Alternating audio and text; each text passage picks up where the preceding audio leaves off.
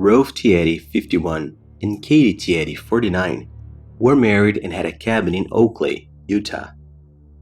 The couple had two daughters, 20-year-old Lene and 16-year-old Trisha. The family used to spend seasons in this cabin. Summer or winter, they would gather there.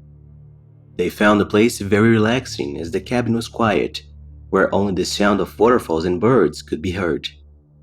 There were no neighbors nearby, which made the place even more peaceful. A perfect getaway.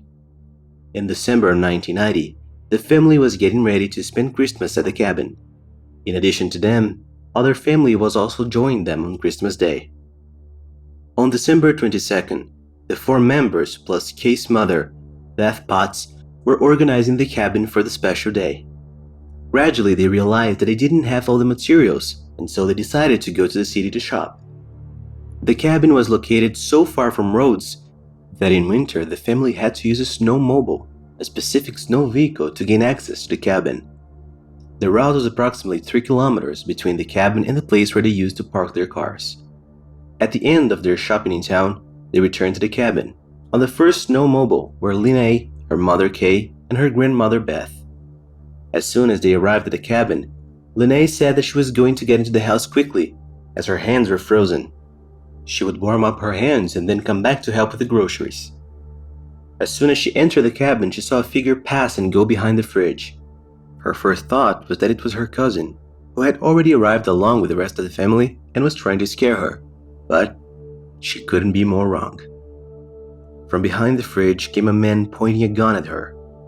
Lene's mother also entered the cabin, and immediately another man who was already inside the property appeared and pointed a gun at the woman.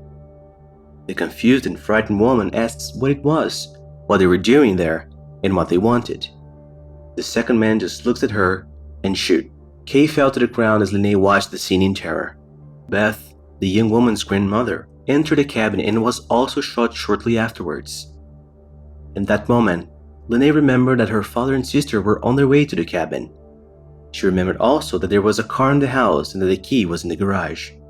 Lene began to think about how she could get the criminals off the cabin and thus save the lives of her father and other family members. She heard the sound of another snowmobile approaching and realized that it was already too late.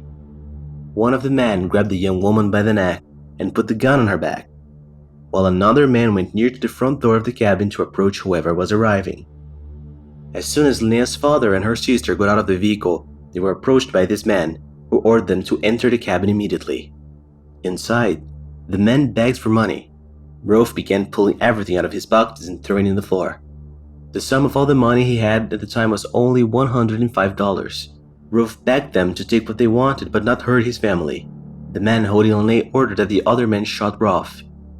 The man then points the gun at the young woman's father, but the gun jams and he is unable to shoot. The other man, who was with Linnea, tired of waiting, decides to shoot Ralph and the gun misses twice, but the third one shoots him in the face. The young woman had no idea why this was happening, and as the silence settled over the cabin after the last shot, they were certain that their parents and grandmother had not survived. Walking through the cabin with the criminals, the sisters realized that they had been there for some time. They saw food and soda cans scattered around the place, several Christmas presents had been opened, and even the camcorder with the family had out of place. In the garage, there were several gallons of gasoline they used to fuel the snowmobiles. The criminals ordered the young women to take the gallons of gasoline that were full and spread liquid all over the place. Their plan was to burn the entire cabin down and destroy any evidence. They even asked the girls to load the snowmobiles with the things they wanted to take, and even terrified, they obeyed. After setting fire to the cabin, the criminals made the girls drive the snowmobiles, with each criminal traveling one of them in separate vehicles. They headed towards the road to pick up the family car that was parked nearby. Along the way, the young women spotted their Uncle Randy, who was with a group of people riding snowmobiles. Randy also saw the girls and waved them, but was ignored. He thought that maybe they hadn't seen him, and saw that there were two guys behind each one, which made him think they were her boyfriends. But even so, he found the situation a little strange. The man behind Lene asked her who was the one who had waved. She replied that she didn't know him, and that it was just someone being friendly. Lene was afraid what criminals would do if they knew this was her uncle. who she said is in an attempt to protect him. When they got out of the car, they started putting away their things and didn't stop threatening the girls. At one point, one of them opened his coat and showed him a knife and said, "I may not know how to use a gun, but I know how to use a knife very well." After loading the car, the men sit in front of the girls in the back. Coincidentally, halfway through, they pass Randy again, who recognizes the vehicle and waves once more. The sisters knew that if they asked for help, the men would kill their uncle. So once again, they didn't respond and pretended they didn't know him. It was at this moment that Randy was sure something was wrong. In less than a minute, a new snowmobile appeared and approached the site. Randy notices that the person piloting is not wearing any sort of protection accident in cold. When approaching the motorcycle, Randy realizes that who was riding was a man, whose face was so swollen that he couldn't open his eyes. That man was Rolf, his brother, who somehow survived the shooting and the burning of the cabin. As Randy held his brother to the car, Rolf explained everything that had happened in the house. After being shot in the face, he fell, but he was still conscious. He played dead and overheard the men talking about setting the cabin on fire. Rolf tried at all times to remain conscious so as not to pass out. He felt as they started pouring gasoline all over the cabin and all over him. When the men left the hut, he took advantage and stood up. At that moment, the cabin was already on fire. He tried to put out the flames but ended up giving up.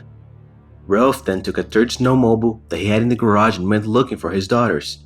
As Rolf explained all this, Randy drove as fast as he could and at the same time tried to call the police from a cell phone whose signal back then was not as good as today. When Randy managed to complete the call with the police, he told them everything that had happened and said he needed help, but the call was disconnected before they could find their location. He then drove to the nearest gas station and called the police again. A few kilometers away, a police car passed, the kind in which the criminals and the girls were. The car braked sharply, turned around and started to follow the car. At that moment, the criminals began to get very nervous. The police turned on the sirens and gave the order to stop, which was not obeyed. There was an exchange of fire and the police managed to hit the fire in the car in which the criminals and the victims were, causing the vehicle to leave the road and stop in a small ravine. Several police officers arrived in support and surrounded the car. Lene and Trisha were very scared. They held hands and started to pray. The criminals, seeing that they had nowhere else to run, decided to surrender.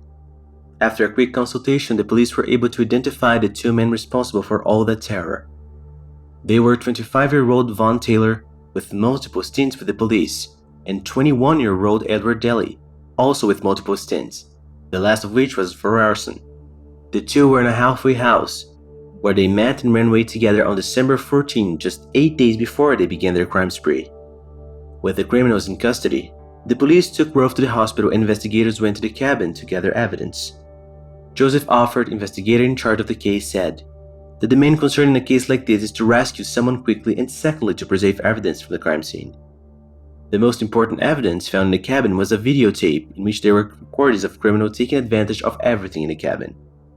In one of these recordings, it's possible to see one of them opening the gifts and making fun of them while the other filmed. They did everything in the greatest tranquility because they knew they had time. In the end, it seemed that everything was already planned, from the invasion to the cabin to the kidnapping. Fire would be a part of it as their intention was to destroy all evidence. For both sisters, their father is a hero. The man had a great resilience. He was shot in the face, played dead even though he was excruciating pain, escaped being burned, and went through the cold without any protection to ask for help. It's a force that you can't describe.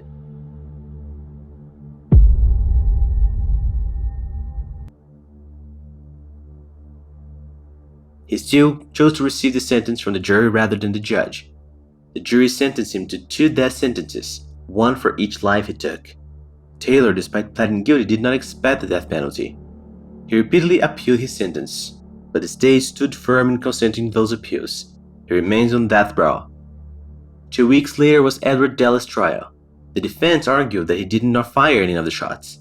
In the end, he was charged with murder, receiving a life sentence. He may be eligible for parole when he is 52.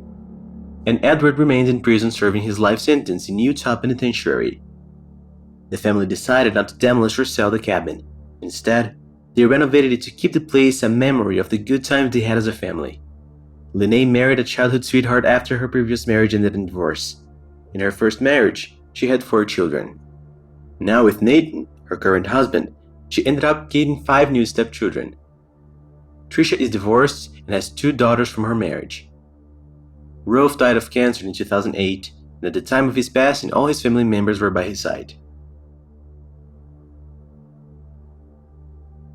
Well, folks, that's it.